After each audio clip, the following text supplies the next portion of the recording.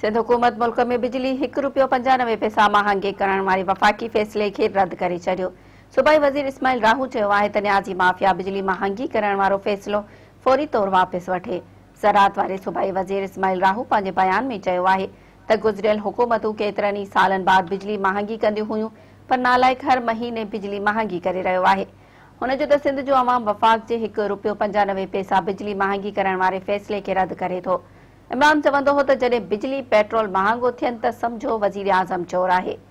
इस्माइल राहू चयो त सिलेक्टेड पंहिंजे ATM जे लुटमार लाइ अवाम जे खीसनि ते धाड़ो हणंदो रहंदो आहे।